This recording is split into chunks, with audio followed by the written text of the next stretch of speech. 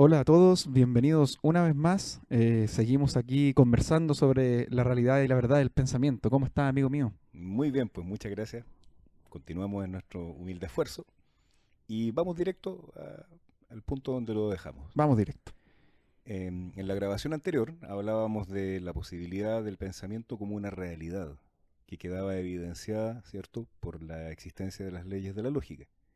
Y hablamos entonces de que el trabajo del pensador o pensadora, entendido desde esa perspectiva, consistía en transformar su mente en una especie de sala de estar donde venían a presentarse los pensamientos y contarnos sus historias. Y que el secreto de eso era generar un espacio acogedor para que los pensamientos nos contaran su contenido. Ajá. Ahora, esa sala de estar se ve perturbada, ¿no es cierto? Exactamente, de Mm, eso quiero que hablemos No se hoy. puede llevar esa conversación totalmente amena Exactamente, ¿por qué? Porque quitando las metáforas, ahora vamos a hablar en de la términos más realidad. justamente en términos concretos.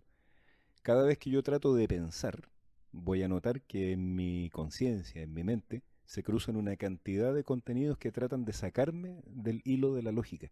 Bueno, y es porque el pensamiento puro es algo que hicimos deliberadamente, Exactamente, ¿no? es una cosa que uno tiene que querer hacer y que exige de alguna manera imponerse sobre otras formas u fuerzas que viven en la realidad de la mente y que quieren hacer cada una lo que quiere. Tienen Ajá. su propia motivación, podríamos llamar. Mm. Entonces vamos a hablar un poco hoy día De esas de fuerzas. esa fuerza y de esos contenidos que hay en la mente que de alguna manera luchan contra la intención de pensar en forma lógica y ordenada. Y lo primero por lo que me gustaría partir es la afirmación de que cuando a una persona se le dice pensemos en tal cosa, pensemos por ejemplo en una taza, lo primero que hace la persona es formarse una imagen mental. Esa imagen mental no es un pensamiento. Esa imagen mental Es una imagen. es una imagen y eso se le llama normalmente en filosofía una representación. Entonces el pensar representativo tiene un elemento conceptual, pero también tiene un elemento de imagen. Y el elemento de imagen a veces es tan importante que digamos que se roba toda la atención Ujú. y por lo tanto el contenido conceptual queda en segundo plano. O pensamos que el contenido conceptual es completamente la imagen solamente que estamos Eso, pensando. excelente. ¿Y cuál es el problema de las representaciones? Que si por ejemplo yo digo, ya, pensemos en una taza, yo me voy a formar en la mente la imagen de una taza específica, pero la idea de taza está presente en millones de tazas de distintas formas, colores, tamaños, con decoración o sin decoración, de cerámica, de madera, de vidrio, de lo que fuera, y la idea de la taza no cabe en ninguna taza específica. Es más amplia que toda la suma Mm. de las tazas que existen. Entonces tendríamos que o imaginar todas las tazas del mundo moviéndose al mismo tiempo, ¿no es Exacto, cierto? Cosa que es imposible. así es. Eh, o si no, la otra opción, ¿no es cierto? Que es cómo hacemos para poder encontrarnos con esa idea de que está detrás de la imagen de la taza. Claro. ¿Cuál es el problema entonces básico de la representación? Que detiene o fija el pensamiento en una forma única. Ujú, Y resulta que eso lo paraliza. El pensamiento es una realidad fluida. ujú. Entonces, cuando pensamos solamente en imágenes, estamos en cierto modo condenando al pensamiento a tomar solo esa forma. Ajá. Un ejercicio que podrían hacer es, con la misma taza, pensar distintos tipos de tazas Ujú. y juntar en la mente una cantidad, supongamos una docena de imágenes de distintas tazas que se puedan concebir, y luego, examinando esas docenas de imágenes, descubrir qué tienen en común. Mm. Porque finalmente si alguien dice, oye, piensa en una taza, la persona piensa en una taza y no piensa en una olla, por ejemplo. Exactamente. Entonces, si uno se imagina una taza, es porque tiene ciertas características. Y si les resulta muy difícil, como un ejercicio puramente mental, dibujen muy simplificadamente en un cuaderno los 12 tipos de tazas que se les ocurrieron. ¿Ah? Y cuando las pongan las ilustraciones una al lado de las otras, así, se van a dar cuenta qué es lo que siempre tiene que haber en una taza para Para que que sea sea una una taza. taza. Ajá. Claro. Y eso recién es un acercamiento a la idea verdadera. Ujú. La representación, por lo tanto, congela la imagen fija, congela la realidad del pensamiento en una sola forma. Y eso hace que el pensamiento puro, fluido que hay detrás, Se detenga. se detenga, Ah. pierda esa capacidad Mm. de adaptarse y transformarse. Hablemos entonces de cómo sucede en el caso de lo vivo. Sí, bueno que lo toques. Eso es aún más dramático. Dramático. Sí, porque en verdad que Sí. ahí sí que se nota la diferencia. Ajá. Pongamos el caso de una planta, ¿cierto? Supongamos que alguien me regala unas semillas y yo la planto y luego de un tiempo sale un brote y luego de un tiempo ese brote crece y se transforma en una plantita joven y al cabo de los años ha crecido y se transforma en un arbusto o un árbol y pensemos incluso en estos árboles como las araucarias, ¿cierto? Los alerces que viven, no sé, siglos, más de 1000 años. ¿Eh? Todo ese tiempo, Que la araucaria ha visto toda la historia toda la de historia Chile y antes. exacto, y quién sabe qué más ha visto. Ajá, sí. Eh, Todo ese tiempo, la realidad, el concepto de ese árbol ha estado presente siempre.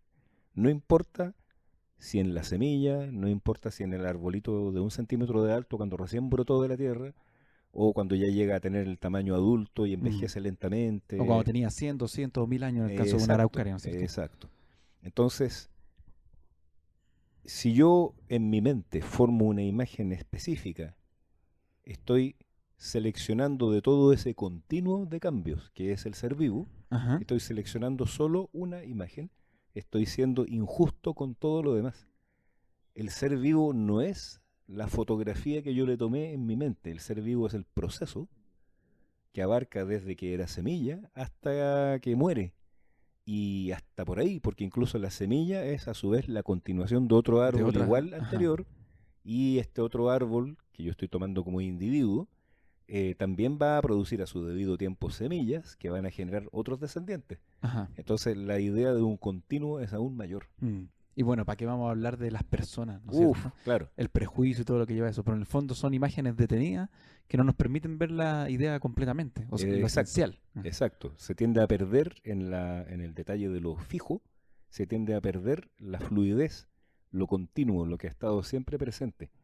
Y entonces, el problema principal de pensar solo en representaciones es que mi pensamiento queda profundamente limitado. Y esto es curioso porque en general casi nadie sabe pensar normalmente sin imágenes. No porque seamos incapaces, sino porque en el fondo nadie nos lo pide. Mm. En los colegios, en las Ah, sí. escuelas, no se les enseña a los Mm. niños a este A, pensamiento. a pensar puramente. Exacto. Bueno, nadie lo anda haciendo tampoco. La única ocasión como común de la vida donde uno tal vez piensa puramente es cuando tiene que resolver problemas de Mm. matemáticas. Y se piensa puramente, ¿no es cierto? Porque no están estos fantasmas tapando el pensamiento, Exacto. pero uno lo hace sin saber que lo está haciendo puramente Sí, también. porque Mm. nadie le explica a uno la diferencia. Ah, la diferencia entre el pensar Claro. común y el pensar puro. Entonces, como primera afirmación respecto de lo que podríamos llamar en el capítulo de hoy el paisaje interior, como primera observación decimos, para poder encontrar con claridad rotunda este hilo de la lógica que hace pensar en la realidad de los pensamientos, hay que aprender a pensar sin imágenes, en puros contenidos. Y eso requiere un cierto entrenamiento. No es una cosa que sepamos hacer en forma automática. Eh, Así que podríamos decir Tiempo, dedicación. tiempo, dedicación, paciencia, Ajá, alegría. No tiene que ser hecho esto nunca como un fastidio, ajá, sino exacto. que por el Mm. contrario, debiera ser una aventura llena de gracia, de magia. Y sí, de descubrimiento, entonces. Exacto. Pero entonces, como primer elemento del paisaje interior, querría yo señalar la diferencia entre el pensar puro, que es aquel donde la lógica brilla más, y el pensar representativo, que contiene imágenes, donde también hay alguna lógica, pero la lógica a veces ¿Qué? pasa a segundo plano. Ah, que en segundo plano. Mm. Claro, el valor de la imagen se sobrepone al contenido conceptual. Ajá. Y Eso por un lado, en el fondo. exacto. Ajá. Y ya con la misma imagen surge un elemento adicional que también vive en la mente. Cuando yo me pregunto si digo la palabra perro y pienso en él y formo una imagen, ¿por qué formé esa imagen de perro y no otra. Eso mismo te iba a decir, ¿Eh? ¿por qué uno escogió una taza con este diseño y no con otro? Exacto, para Ajá. formar como en mi enciclopedia mental. Eso como que reduce aún más la imagen, yo supongo, ¿Mm? eh, a un aspecto de uno mismo. Exactamente. ¿Por qué? Porque siempre puedo, digamos, escarbar para averiguar de dónde proviene la imagen que yo puse en mi etiqueta mental de taza, perro, pan, sol, lo que sea. Y siempre va a provenir de alguna experiencia que me marcó emocionalmente. Y ahí empiezan a aparecer las emociones. Ajá. Y, Claro. y también es un ejercicio que pueden hacer ahora mismo también. Pueden, si están de a dos personas, imaginen una taza y díganse que cómo la imaginaron. Ah, claro. Y claramente va a ser distinta. Exacto. Porque yo me la imaginé metálica y otro se la imaginó con un diseño, no sé. Claro, no sé, de porcelana y con florcitas. ¿Eh? Ajá. Eh, claro, la razón por la cual yo entonces eh, ni siquiera decidí, porque nadie sabe por qué puso esa taza o ese perro en la mente.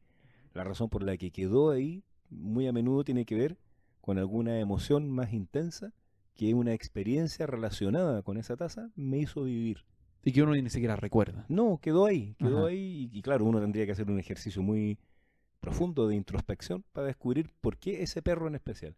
Y tal vez, por ejemplo, podría descubrir que el perro que aparece en mi mente cuando digo perro, ese perro se parece a un perro que yo tuve cuando era niño pequeño, por ejemplo. Y que, no sé, lo quise mucho y lloré mucho que se murió. Y entonces quedó instalado ahí. Y así, uno puede descubrir, por lo tanto, que hay razones emocionales, muy a menudo, puede haber otros motivos. La descripción que estamos haciendo hoy no pretende ser absoluta ni exhaustiva, solamente es un paseo por algunos de los elementos de lo que llamaremos el mundo interior. Pero ejemplos concretos que yo creo que a todos los que al menos estén escuchando les va a hacer sentido. Pero ¿te acuerdas que antes habían los platos donde uno comía, los platos hondos, los platos bajos tenían eran blancos y tenían un diseño azul? Ah, pero claro. Y el diseño azul siempre era un paisaje y unas flores por Sí, el sí, sí, borde. sí, sí. Esa imagen de plato yo creo que está en la retina de todos los chilenos. Sí, ese es un objeto estándar. Entonces, ahora, ¿a qué asociado aquí? A la casa de la abuela, a la casa de la mamá, de la Sí, niñez, claro. no sé, una tía, qué sé yo, que tenía Sí, ese plato. sí, era un modelo de decoración muy común. Mm. Si nos está escuchando alguien que no sea chileno, tal vez también en su patria Tiene que haber tuvieron el algo, ¿no es mismo cierto? o algo Mm. similar, un modelo reconocible Ajá. de algo. Y claro, entonces uno a veces puede recordar eso porque en el fondo añora Ujú. la vida de la niñez, etcétera. O el motivo que sea, pero un motivo emocional. Exactamente. Entonces ahí entra otra cosa. Otro elemento justamente que son las emociones. No es fácil hablar de las emociones porque tienden a huir del examen directo. ¿Eh? Se quieren escapar. Exacto. Pero sí podemos decir algo que tienen las emociones. Las emociones tienden a imponerse. Tienen como una fuerza, ¿cierto? Cuando a mí me domina una emoción, la emoción me transforma. Y la emoción no me deja pensar. Mm. Si estoy, por ejemplo, inquieto, si estoy enojado o si estoy triste o alegre, no puedo pensar tranquilamente. O claramente ocurre en el caso del miedo. Ah, claro. Por ejemplo, me da miedo a hacer algo y no puedo seguir me quedo pensando en el miedo o sintiendo el miedo, ¿no es Claro, cierto? claro. Y no puedo salir de eso para ejecutarlo. Y para ejecutarlo muchas veces hay que pensar. Exactamente. Entonces, vamos como de a poco construyendo el paisaje. Decimos que podemos pensar puramente y que en ese pensar puro brilla la lógica. Pero cuando pensamos con imágenes, es decir, con representaciones, esa lógica se opaca un poco y queda en segundo plano frente a las imágenes, que son fijaciones arbitrarias de la realidad fluida del Ajá, del pensamiento. pensamiento, exacto. Y además ahora se vienen a sumar las emociones, que aunque no son imágenes, son experiencias que tienen una intensidad que me impide pensar. Ajá. Cumplen un rol, por decirlo así, un poco más fuerte en ese sentido porque da la sensación de que te arrastran, te sacan Eh, del pensamiento, como podría completamente. explicarlo. Entonces, como estamos hablando en el fondo de lo que nos impide pensar puramente, nombramos un elemento, el pensar representativo, y ahora nombramos otro elemento, la emoción. Más adelante hablaremos de las emociones en sí. Ajá. Por el momento solo queremos hacer notar el hecho De que, de que la emoción se impone y no me deja pensar. de que nos arrastran del acto pensante y uno dice, estaba tan enojado que dije o hice algo sin pensar. Ujú. Exactamente, muy bien dicho. Entonces, claramente vamos entendiendo que para poder pensar bien hay que estar calmado. Entonces, un requisito para el correcto pensamiento, para esta sala de estar acogedora que nombrábamos, un requisito es la calma. Tengo que saber calmarme para pensar bien. No puedo pensar si estoy agitado por una emoción intensa. Es como que la emoción se robara toda la atención y me empujara, como bien decías tú, y me arrastra incluso a reaccionar de maneras que después lamento. ¿Mm? ¿Quién no ha peleado alguna vez, discutido con alguien y luego se arrepiente de lo que dijo? Sí, ¿Cierto? dijo No algo debía muy haberle feo por dicho no. eso. ¿Eh? Bueno, y aparte entonces de los sentimientos que no me dejan pensar, hay otro elemento que son los deseos, que puede ser incluso más influyente que los sentimientos. Mm, con una descripción muy sencilla, sin entrar en especial en esto, ya quizá lo haremos más adelante, podemos caracterizar un deseo como un sentimiento que se asocia con la voluntad. Porque no solo siento algo, sino que tengo el impulso de hacer De algo. hacer algo además. Ajá. Claro, buscar eso o generar un acto. Bueno, los deseos pueden ser entonces tanto más invasores que los sentimientos. Por lo tanto, cuando me propongo pensar, los deseos también van a tratar de impedir que yo piense. Y cualquiera ha tenido la experiencia, ¿cierto?, de tratar de resolver algún tema y el deseo, no sé, de tomarse un café interrumpe el trabajo y uno tiene que saber pararse y tomarse el café y Mm. luego seguir.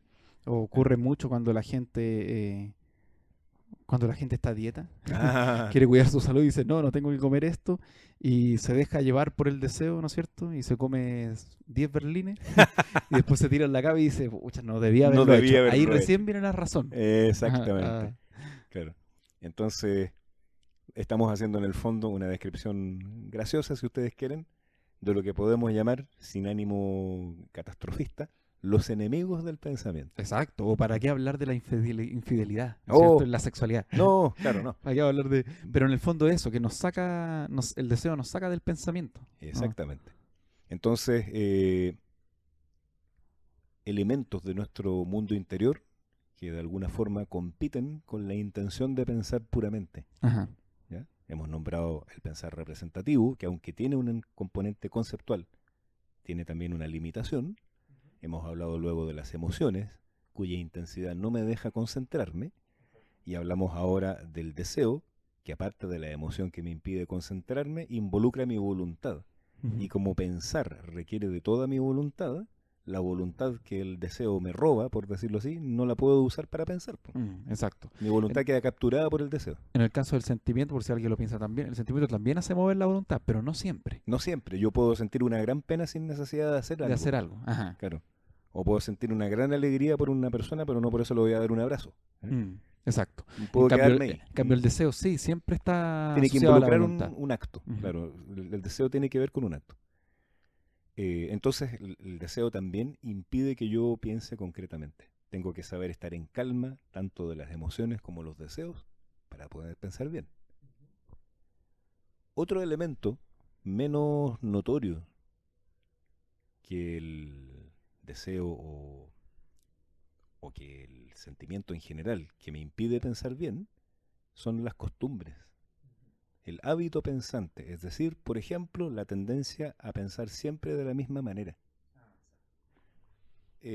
Incluso la creencia de que yo ya sé algo y por lo tanto tomo como un camino conocido. No debiese pensarlo porque ya lo conozco. Exacto, ¿no? ¿Para qué voy a darle vueltas a esto si ya lo he pensado tantas veces? Ah, Y aún así, cuando lo intento, lo hago de la misma manera que siempre. bueno, esa es una barrera cuando se empieza a trabajar en esto, que yo creo que todos la tenemos que haber sentido en algún momento, la seguimos sintiendo, Ujú. pero de repente uno cree que ya conoce algo. Sí, Como decir, no, no sé, he tenido animales toda mi vida, entonces cuando me toca hablar sobre la idea animal, no, que yo ya la sé. claro, creo que ya la sé, Ah, justamente. Entonces, los hábitos, las costumbres, también conspiran contra el buen pensamiento, porque el buen pensamiento, el pensamiento puro, siempre puede sorprender. siempre es novedad. Novedad, no se va a ir por el lado de lo conocido. Mm, De hecho, un bonito ejercicio que se puede hacer también con el pensamiento es pensar una cosa en un momento y luego volver a pensarla, supongamos, un mes después. Y mm, si uno ha anotado lo que pensó en una ocasión y lo que pensó en la segunda, va a descubrir que cada vez que lo piensa muestra alguna faceta diferente. o estamos hablando de repente de lo mismo, bueno, nosotros que ya llevamos años hablando ¿Mm? de las mismas cosas, siempre que las conversamos, llegamos a lo mismo, pero desde un lugar distinto. Y eso es novedad también. Exactamente, porque empiezan a aparecer vinculadas cosas que de otro modo uno nunca habría pensado que Mm. están ligadas. El pensamiento puro contiene, por lo tanto, este carácter de novedad, que la costumbre homogeneiza, borra, de alguna manera hace difusa la diferencia. ¿Qué otro elemento podríamos citar? Los instintos, tal vez los impulsos Ajá, instintivos, sí, los que es instintos algo que también podrían aparece muy ser. de cuando en cuando. Ajá, ujú. O sea, en nuestra naturaleza en general, Sí, no es que en general el instinto te esté sacando todo el tiempo no, completamente de los pensamientos. generalmente los instintos se aplican en momentos como más de emergencia. Ah, exacto. Si en este momento empezar un terremoto Y además o si yo siento mi vida en peligro. de repente es necesario ser instintivo y no pensar, Claro, por dependiendo de ejemplo, la situación. en el caso de que en la calle, no sé, me caigo, tengo que reaccionar instintivamente para no herirme. No Exacto. ponerme a analizar racionalmente cómo tengo que poner los brazos para caer. Entonces podríamos hablar de una sutileza en el rol de los instintos distinta a lo que acabamos de decir. Pero Exacto. ujú. La cuestión es que, en último término, lo que estamos haciendo es una descripción muy general, muy, muy suelta todavía, sin entrar en detalle, de algunos de los elementos que hay en nuestra experiencia interior que tienden a cruzarse con la intención de pensar y que cuando dominan estos otros elementos, ya los nombramos entonces, las representaciones, los sentimientos, los deseos, los hábitos y ahora los instintos, todos estos elementos me impiden pensar correctamente porque me roban la atención, condensan mi voluntad, me fijan, me empujan, me arrastran y no me dejan ejercer mi libre camino pensante. Por lo tanto, el buen pensador necesita saber llegar a un acuerdo, a un control armonioso de estos elementos. Vamos a nombrarlo esto más adelante, cómo trabajar con cada uno, porque todavía estamos muy al comienzo del camino. La única intención que tenemos en nombrar estas cosas ahora es para que traten de formarse la imagen de todo lo que hay en la mente, aparte del pensar. Todo esto con la intención entonces de hacer una descripción del paisaje interior. Podríamos añadir algunas otras cosas como la imaginación, los sueños, las esperanzas, pero si ustedes se fijan, la mayoría de esas no son sino mezclas de los anteriores. Ah, exacto. Sí. Imágenes mezcladas con Bueno, deseos, con decir sentimientos. también que en el fondo todo lo que estamos diciendo le estamos dando un orden en la manera en la que lo estamos diciendo, pero está todo mezclado en realidad. Eso. ¿No es cierto? Uno piensa, siente y imagina y ve cosas y ve el mundo Y perceptivo y desea y pensante. tiene Y hábitos y claro, todo junto. es un Es un caos. caos, justamente. Es un caos. Y lo otro también que quería decir que eh, para los que vayan siguiendo los audios con el sentido de De practicar. practicarlo, la práctica que podrían sacar de este capítulo es evidenciar esto, Sí, darse cuenta del momento en que estén sintiendo y que tengan que pensar y estén sintiendo, o que tengan que pensar y estén imaginando algo, teniendo una representación, ¿no es cierto? sí, O que un hábito les impidió pensar. exacto. Entonces, evidenciarlo sería un buen ejercicio. Darse Claro, cuenta darse cuenta que simplemente. está ocurriendo. Ajá. Eso es.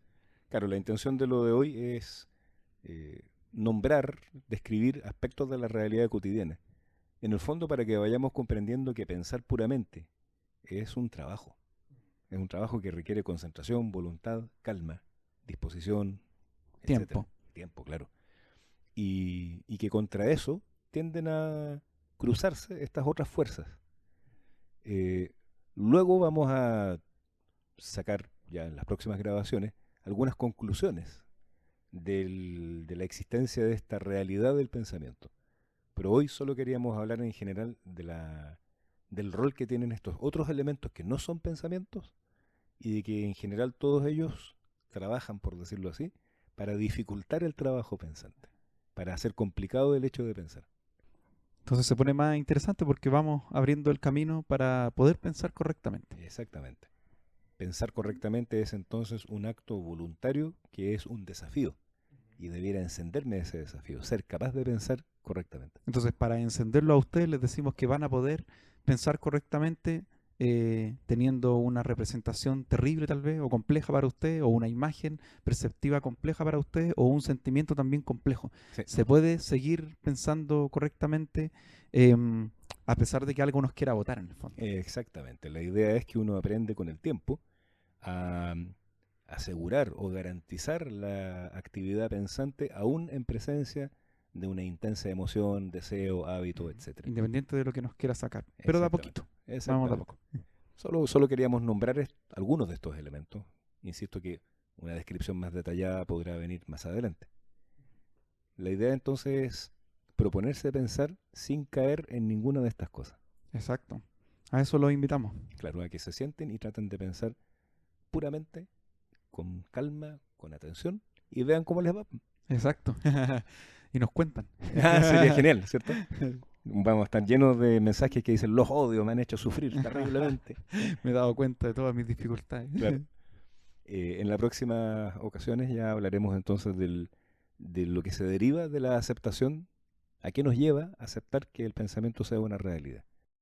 Todos quizá pasamos por esto en algún momento, la sensación de en qué me metí, ¿eh? Ajá, exacto. Sí. En qué hora vine a saber que esto existía. Mm, Pero luego de que se pasa, uno descubre que es más feliz, más pleno y más libre que nunca y lo agradece. exacto. Y que ya la calma va con uno, no hay que buscarla. Mira qué buena observación para terminar. Así que salud por esa calma, amigas, amigos. Y bueno, a pensar un poquito en lo que escribimos hoy y continuaremos, si Dios quiere, la próxima semana. Que estén muy bien. Gracias a todos por escuchar. Nos vemos en el próximo capítulo.